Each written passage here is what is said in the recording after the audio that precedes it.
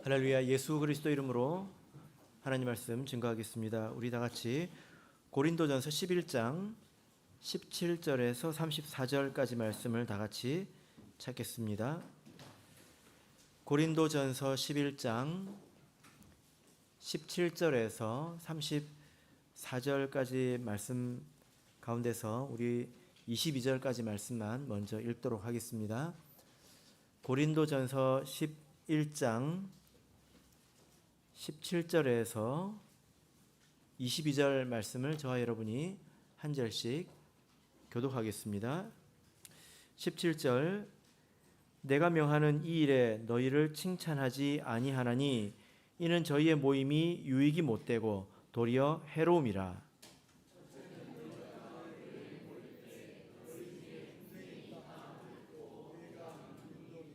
너희 중에 편당이 있어야 너희 중에 옳다 인정함을 받은 자들이 나타나게 되리라.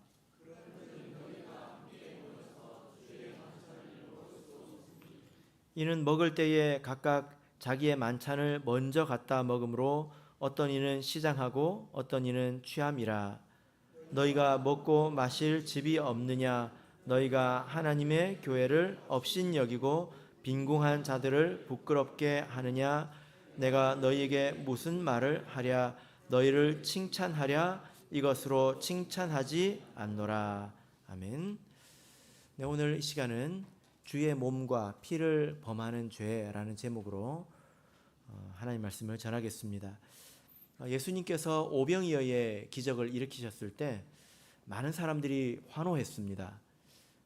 왜냐하면 예수님께서 먹고 마시는 문제, 먹고 사는 문제를 해결해 주셨기 때문이죠. 중국에 이제 사마천이라고 하는 사람이 사기를 지었는데 거기에 보면 이식위천이라는 단어가 나옵니다. 표현이 있는데 이 뜻이 뭐냐면 백성은 먹는 것을 하늘로 삼는다라는 뜻입니다. 이 사마천이라고 하는 역사가가 역사를 통해서 백성들의 그 모습을 보니까 이 사람들은 먹는 것을 하늘로 삼더라라는 그런 이야기입니다. 그러니까 일반적으로 이 사람들이 먹고 사는 문제에 얼마나 예민하고 또 절박한지를 이제 역사가가 증명해주고 있는 거지요. 또 이런 표현도 있습니다. 배부른 백성은 임금이 누구인지 상관하지 않는다. 이런 말도 있더라고요. 그러니까 자기가 만족한다면 위에서 다스리는 사람이 누구이든지 크게 상관이 없다는 것입니다. 그러니까 먹고 사는 것이 참 중요하다는 것입니다.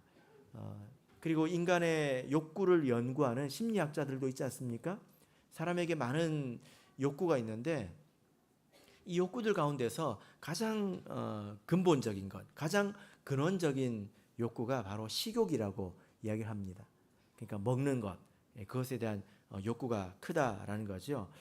예수님께서 바로 이 문제를 해결해 주신 것입니다. 그러니까 사람들이 얼마나 기분이 좋았겠습니까? 먹고 사는 문제를 해결해 줄 수 있는 분이구나 이런 생각으로 예수님을 반겼던 거죠. 그런데 예수님께서는 그런 백성을 받아들이지 않고 도리어 책망하시죠. 어떻게 책망하십니까? 너희가 이렇게 나에 대해서 환호하는 것은 내가 누구인지 깨달았기 때문이 아니라 먹고 마시는 것을 주었기 때문이다. 이렇게 이야기를 하십니다. 그리고 이렇게 말씀하십니다. 우리 같이 찾아볼까요? 요한복음 6장입니다. 요한복음 6장 27절입니다.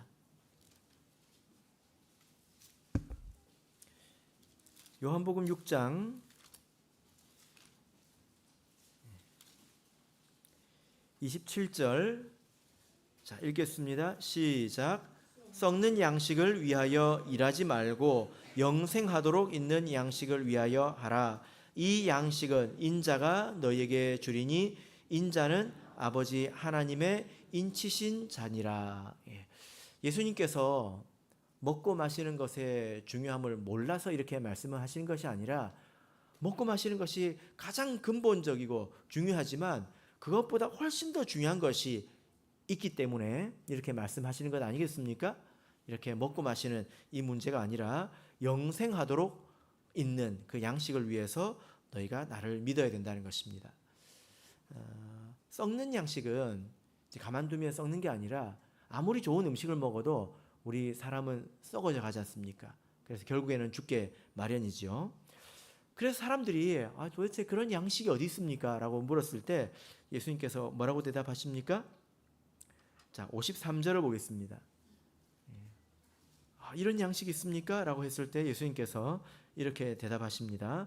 53절 읽겠습니다. 시작. 예수께서 이르시되 내가 진실로 진실로 너희에게 이르노니 인자의 살을 먹지 아니하고 인자의 피를 마시지 아니하면 너희 속에 생명이 없느니라. 예.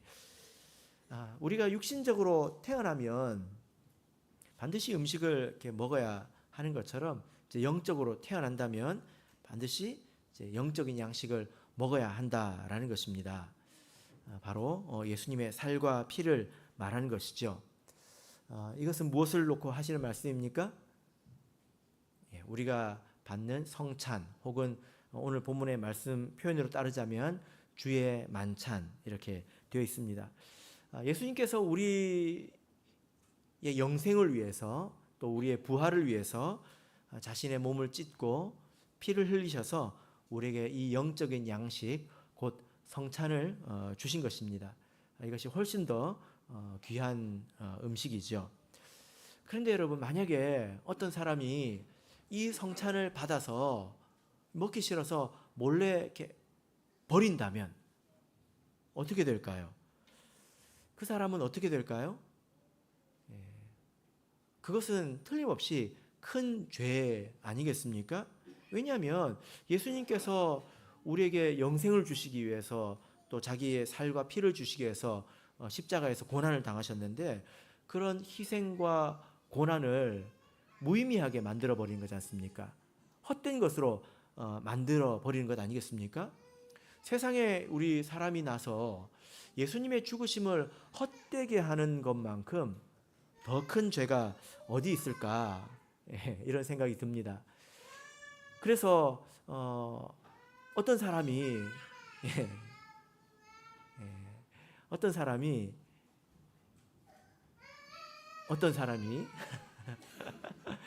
잠깐 까먹었습니다.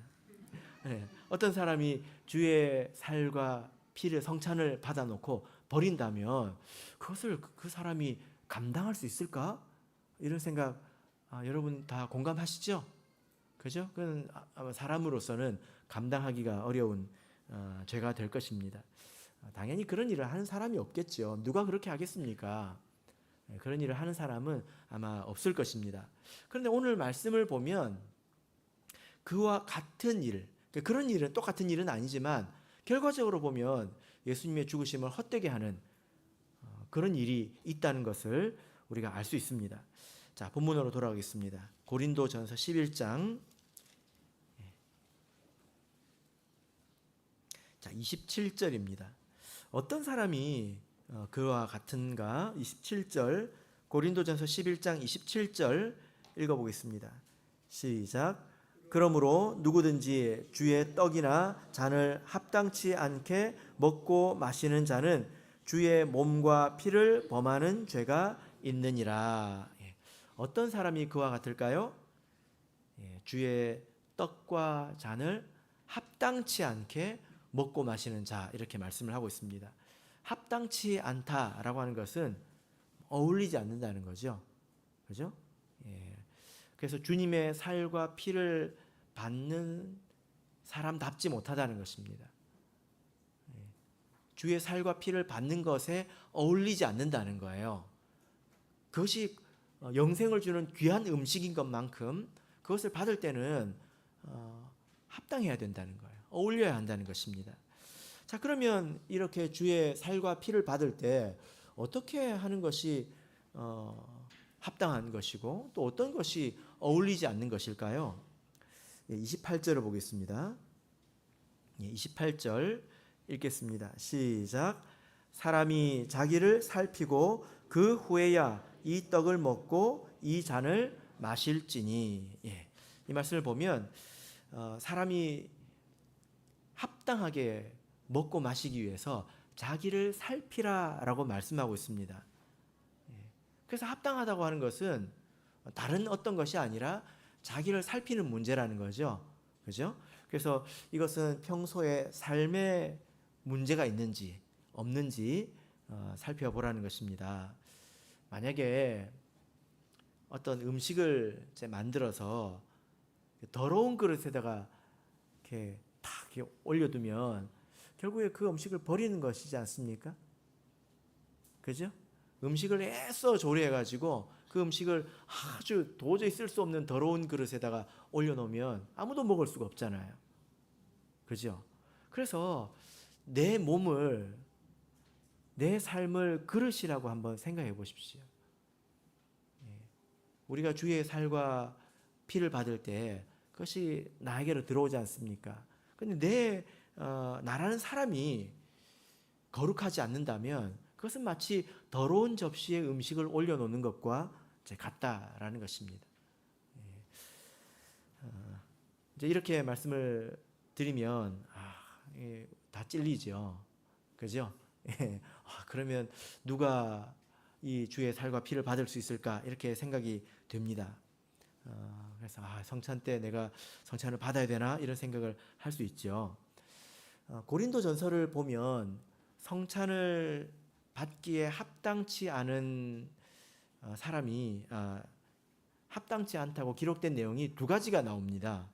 물론 이것은 전부가 아니겠죠.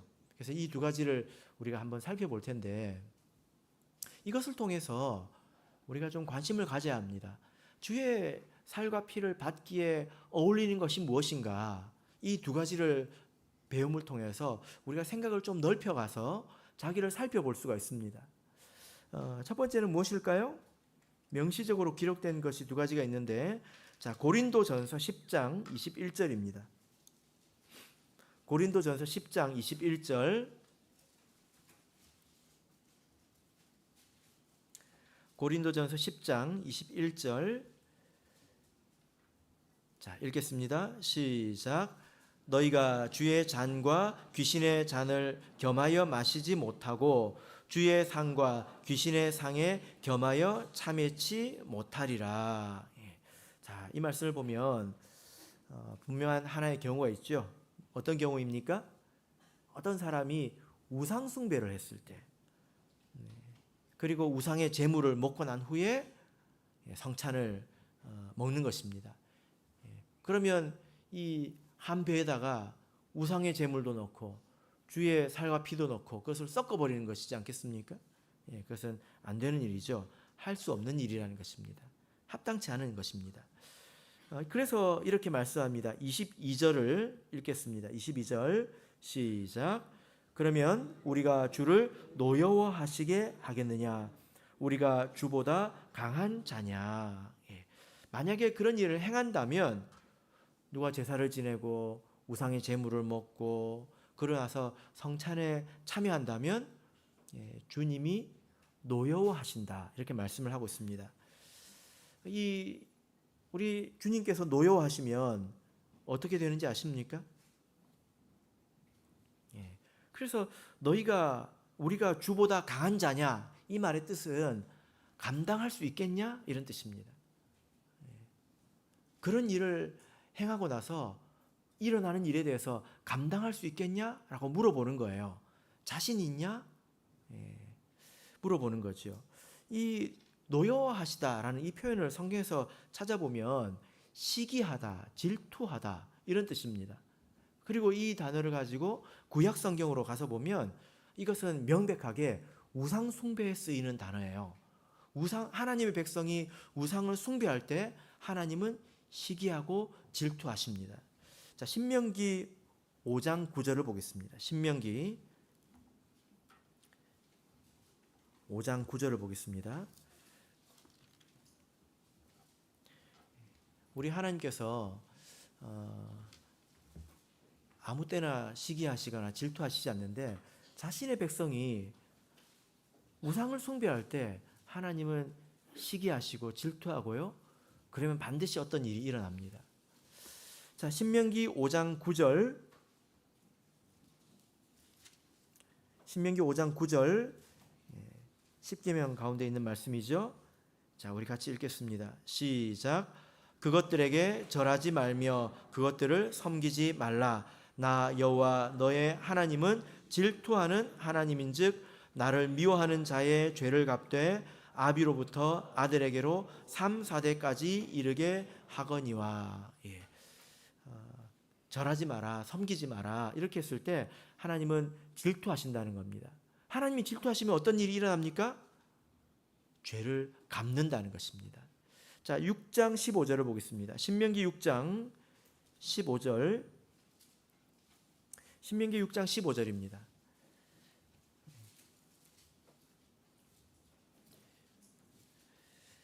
자, 우리 같이 읽겠습니다. 시작. 너희 중에 계신 너희 하나님 여호와는 질투하시는 하나님이신즉 너희 하나님 여호와께서 내게 진노하사 너를 지면에서 멸절시킬까 두려워하노라. 하나님께서 또 질투하신다고 하고 있는데 질투하시면 어떤 일이 일어납니까? 멸절시킨다라고 말씀하고 있습니다. 그래서 우리가 제가 두 구절만 찾았지만 몇 구절이 더 있습니다. 이 구절을 다 찾아보면 하나님이 시기하시면 그냥 넘어가지 않습니다. 반드시 어떤 일이 있습니다. 그래서 이것에 대해서 감당할 수 있겠냐? 사람으로서는 감당하기 힘든 일을 겪게 된다라는 거죠. 이것은 우리의 상식에 좀 부합한다 이렇게 생각이 됩니다. 하나님을 섬기는 사람이 우상을 섬길 때 하나님께서 용납지 않으신다는 거죠.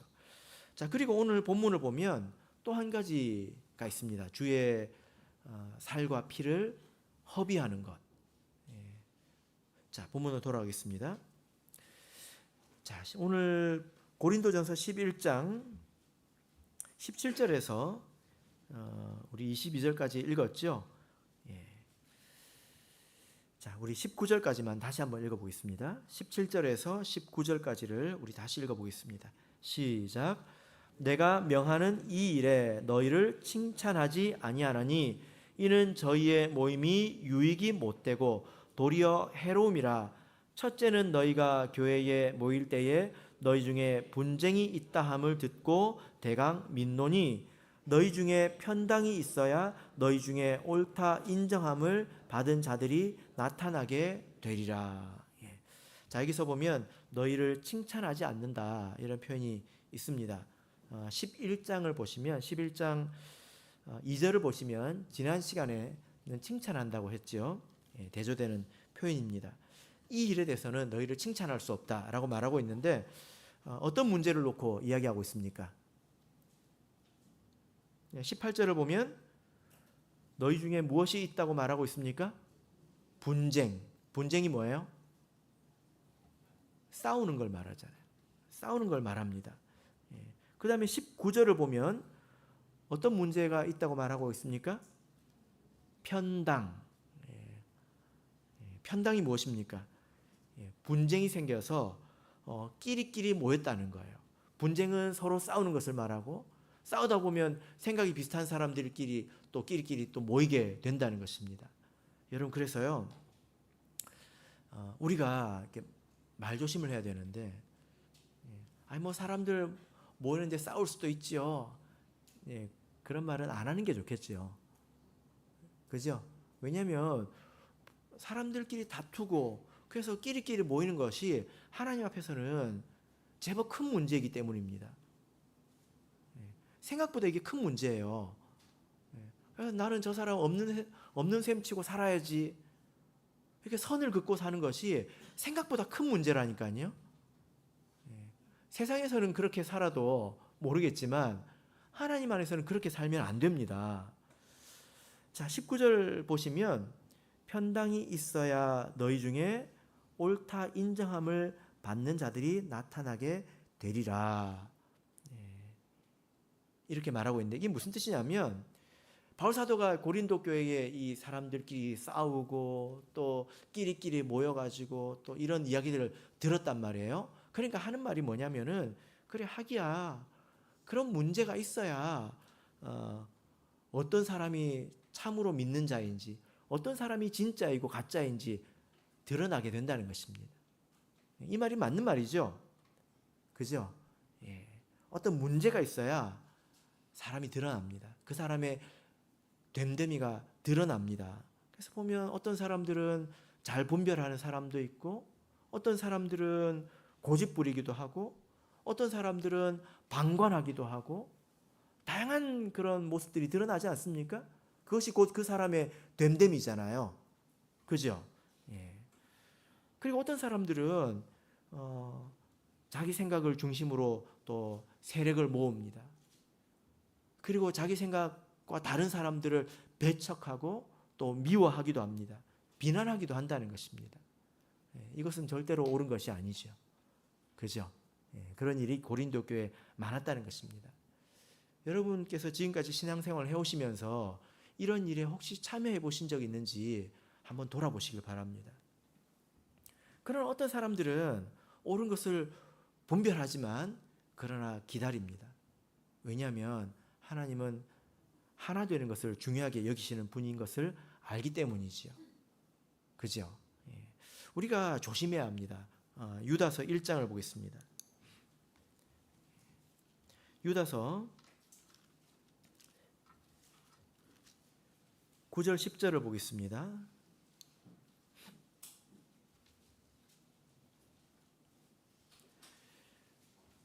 유다서 9절 10절.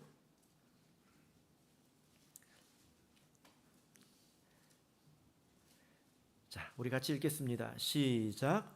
천사장 미가엘이 모세의 시체에 대하여 마귀와 다투어 변론할 때에 감히 회방하는 판결을 쓰지 못하고 다만 말하되 주께서 너를 꾸짖으시기를 원하노라 하였거늘 이 사람들은 무엇이든지 그 알지 못하는 것을 회방하는도다. 또 저희는 이성 없는 짐승같이 본능으로 아는 그것으로 멸망하느니라. 자, 우리가 간혹 쉽게 다른 사람들을 이렇게 비판하고 또 비난하는데요. 제가 예전에 신학 때 이런 걸 배운 적이 있습니다. 천사 마귀론 혹은 영계 변증 이런 거 할 때 배울 때였는데요. 우리 교회 영적인 일들이 많다 보니까 많은 그런 경험들이 있잖아요. 그런 것들을 듣고 그럴 때 어떻게 이제 대처해야 되는지 이런 것들을 이렇게 배우는 그런 시간인데 그 중에 한 가지 내용이 뭐냐면 귀신 들린 사람이라도 조롱해서는 안 된다는 것입니다. 얼마나 연약한 사람입니까? 그리고 아주 지금 부정한 상태에 있고 악한 그런 상태에 있잖아요. 말도 함부로 하고 그럴 수 있습니다. 근데 그런 사람이라 할지라도 조롱해서는 안 된다는 거예요. 심지어 무당조차도 불쌍히 여기는 마음으로 대해야 된다는 것입니다. 아무리 짜증나게 하고 또 피곤하게 해도 끝까지 인내해야 된다는 것입니다. 지금 여기서 보면 천사장 미가엘이 그렇게 하고 있지 않습니까? 옳고 그름이 분명하지만 심지어 마귀에 대해서도 판단하지 못하고 있습니다. 왜 그렇습니까? 판단은 하나님의 영역이기 때문이지요. 그죠? 판단은 하나님이 하시기 때문입니다. 가만 두시는 것도 판단이죠. 하나님께서 그렇게 두시는데도 이유가 있다는 것입니다. 하물며 이러할진데 우리가 다른 성도를 대할 때, 다른 사람을 대할 때 자기와 좀 다른 의견을 가졌다고 해서 그 사람을 대적하고 또 선을 긋고 나누는 것은 우리가 할 수 있는 일은 아니라는 것입니다. 이것은 하나님께서 미워하시는 것이죠. 이 고린도전서 11장은 이렇게 말씀을 시작하고 있습니다. 그래서 우리가 이 말씀을 쭉 이어가 보면 무엇이 합당치 않게 주의 몸과 피를 받는 것입니까? 무엇이 주의 몸과 피를 범하는 죄입니까? 그것은 분쟁하는 것입니다. 끼리끼리 나누어서 수군수군 되는 것입니다. 다른 사람을 미워하는 것입니다. 우리가 조금 더 이해해 보면 분명하게 알 수 있습니다. 우리 주님께서는 막힌 담을 허시고 예수님의 보혈로 멀리 있던 사람들을 하나 되게 하셨지 않습니까? 그래서 예수님께서 하신 일은 하나 되게 하신 것인데 아주 작은 차이로 또 나눠버린다면 예수님이 하신 일을 거꾸로 한다는 것입니다. 그러면 예수님의 살과 피를 먹을 자격이 없는 거겠죠. 그죠? 여러분, 그래서 꼭 기억하시길 바랍니다. 우리가 다른 사람을 미워하고 또 분쟁하고 끼리끼리 모여서 끼리끼리 즐겁다면 그런 사람이 주의 살과 피를 받을 자격이 없는 사람이라는 것입니다. 이것은 스스로 살펴야 되는 문제이죠. 한 몸을 깨서는 안 된다는 것입니다. 자, 그래서 고린도전서 11장 20절에서 22절을 다시 보겠습니다. 자, 20절을 먼저 읽어볼까요? 자, 20절 읽겠습니다. 시작. 그런즉 너희가 함께 모여서 주의 만찬을 먹을 수 없으니. 이 말 뜻이 뭐냐면은 세번역에서는 이렇게 번역하고 있습니다. 한 자리에서 모여서 먹어도 그것은 주님의 만찬을 먹는 것은 아닙니다. 그러니까 이 사람들이 같이 끼리끼리 모여가지고 식사도 하고 그리고 식사를 마칠 때 성찬도 한단 말이에요. 왜 성찬을 했단 말이에요? 그런다고 해서 그게 성찬이 되냐 이런 뜻입니다. 그렇게 분쟁하면서 자기들끼리 좋아하고 어울리는 사람들끼리 모여가지고 얼마나 분위기 좋습니까? 기분 좋게 맛있는 음식 먹고 또 거룩하게 성찬을 행했다 칩시다. 그렇게 나뉘어져서 하는 성찬이 되냐 이 말입니다. 그게 주의 살과 피가 되냐 이런 뜻입니다. 주의 만찬을 먹는 게 아니라는 거죠. 그죠? 그래서 조심해야 합니다. 여러분, 그러면 그 사람들이 먹는 것은 주의 살과 피가 아니라면 무엇일까요? 그럼 그 사람들이 먹는 건 무엇일까요? 29절에서 말씀을 하고 있습니다. 29절 읽어보겠습니다. 자, 29절 읽겠습니다. 시작. 주의 몸을 분변치 못하고 먹고 마시는 자는 자기의 죄를 먹고 마시는 것이니라. 그 사람들이 누룩 없는 떡과 잔을 가지고 축사도 하고 뜯어서 정성껏 나눠 먹었다 치더라도 그것이 주의 살과 피가 되는 게 아니라 이렇게 넘어갈 때는 뭐가 된다는 거예요? 자기 죄를 먹고 마시는 게 된다는 것입니다. 이게 놀라운 일이죠. 그죠? 여러분, 그래서 우리가 기억해야 합니다. 우리가 받을 때는 교회에서 이렇게 나눠줄 때는 주의 살과 피를 나눠줄 텐데 그것을 받는 사람에 따라서 그것이 자기의 죄를 먹고 마시는 것이 될 수도 있다는 거예요. 조심해야 되겠죠? 그러면 도대체 어떤 일이 있었길래 바울사도가 이렇게 심각하게 말하는지 구체적으로 보면 21절, 22절에 말씀하고 있습니다. 자, 21절, 22절 자, 읽겠습니다. 시작. 이는 먹을 때에 각각 자기의 만찬을 먼저 갖다 먹으므로 어떤 이는 시장하고 어떤 이는 취함이라. 너희가 먹고 마실 집이 없느냐? 너희가 하나님의 교회를 업신여기고 빈궁한 자들을 부끄럽게 하느냐? 내가 너희에게 무슨 말을 하랴? 너희를 칭찬하랴? 이것으로 칭찬하지 않노라. 어떤 일이 있습니까?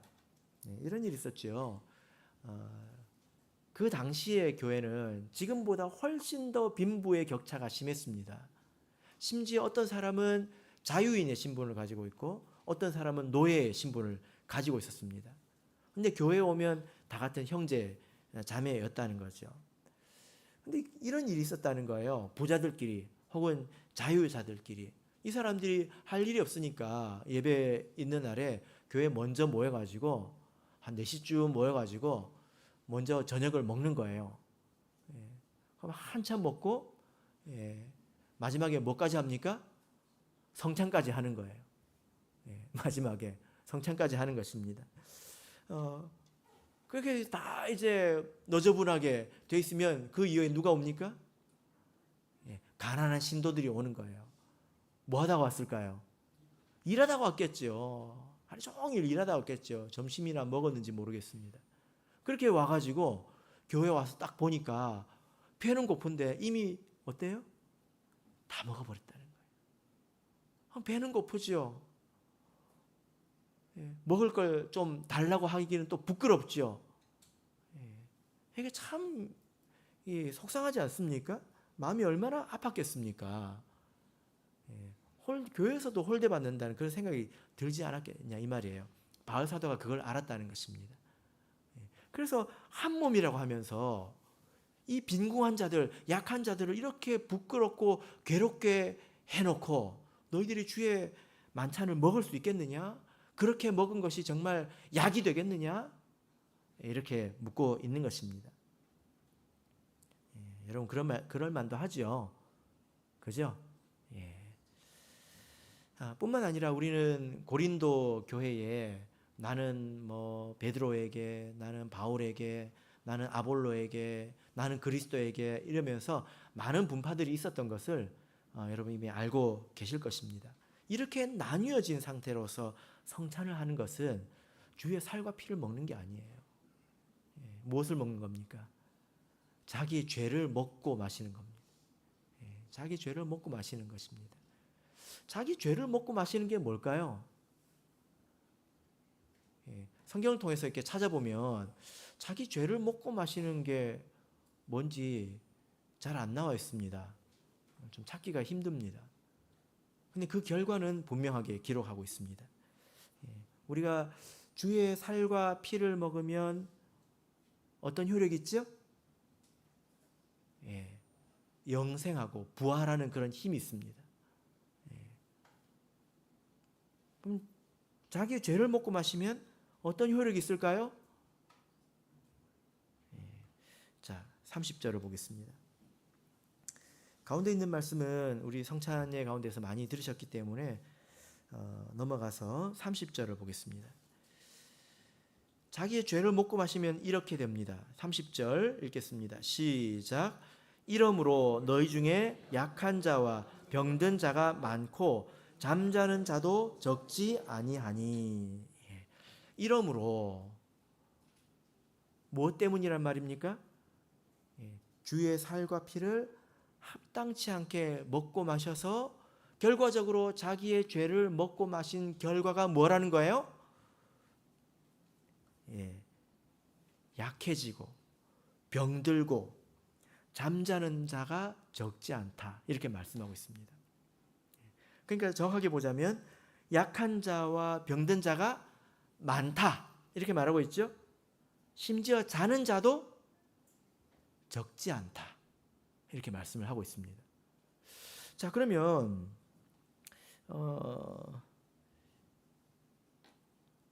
성찬을 합당하지 못하게 했기 때문에 이런 문제를 겪는다는 거예요.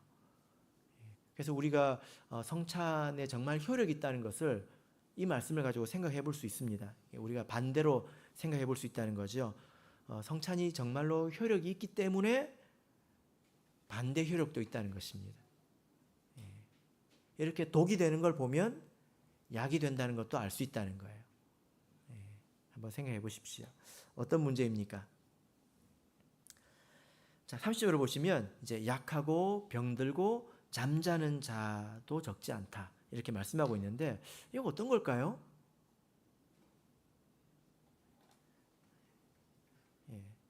이것은 영적인 걸 말할까요? 아니면 육신적인 걸 말할까요? 영적으로 약해지고 영적으로 병들고 영적으로 잠들었다. 이것일까요? 아니면 육신적으로 약해지고 병들고 잠드는 것일까요?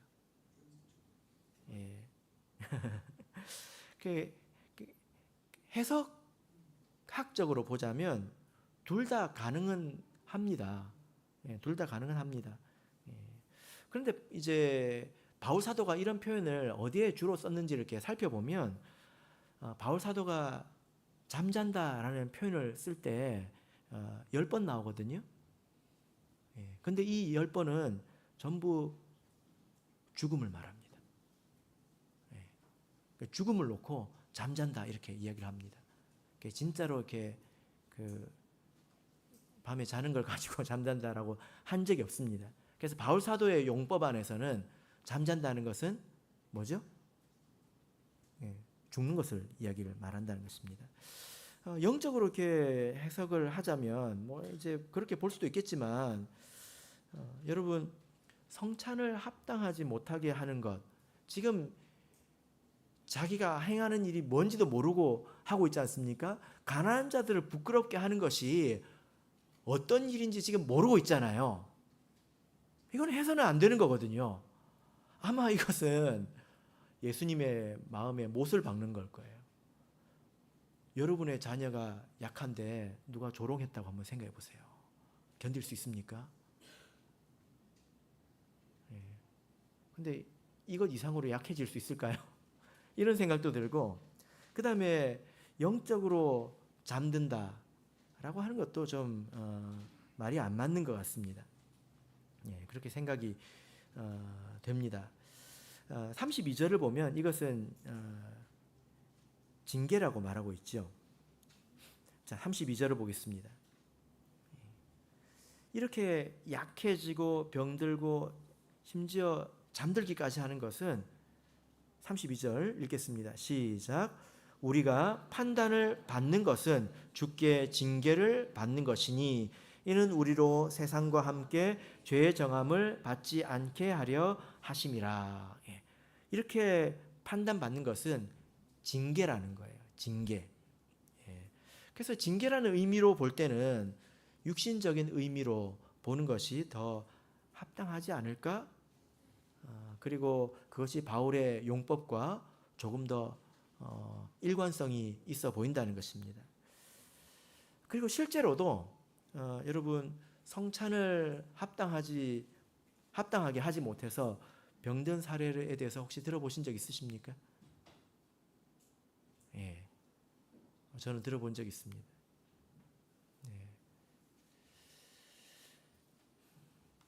그래서 때로 이런 문제가 있을 수 있다는 거예요. 어떤 사람이 약해지고 또 병들고, 그것은 하나님의 징계라는 것입니다.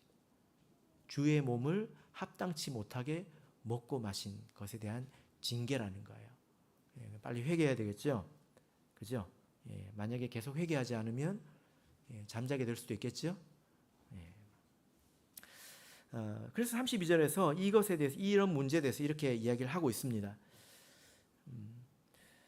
이것은 우리로 세상과 함께 죄의 정함을 받지 않게 하려 하심이라, 이렇게 말씀을 하고 있습니다. 계속 그렇게 살면 어떻게 된다는 거예요? 세상과 함께 망할 수 있다는 것입니다.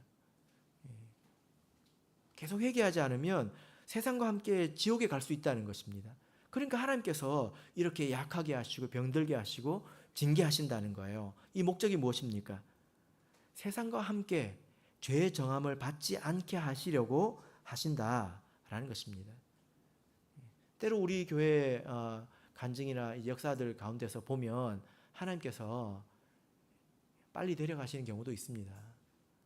야, 너는 안 되겠다, 빨리 와라. 그렇게 하시는 경우도 있습니다. 이것이 하나님의 또 사랑이고 또 자비이기도 하지요. 때로는 그래서 우리 신앙생활 안에서 이런 문제가 의심이 될 때가 있습니다. 이것도 고려해봐야 될 그런 이제 내용 중에 하나라는 거죠. 자, 33절을 읽겠습니다. 그래서 결론입니다. 자, 33절 읽겠습니다. 시작. 그런즉 내 형제들아, 먹으러 모일 때에 서로 기다리라. 그래서 결론이 무엇입니까? 서로 기다리라는 것입니다. 의견이 다르고 생각이 다르고 하더라도 서로 기다리고 서로 마음이 하나로 합해져야 된다는 것입니다. 당연히 오늘 이 말씀은 부자들에게 하는 말씀이죠.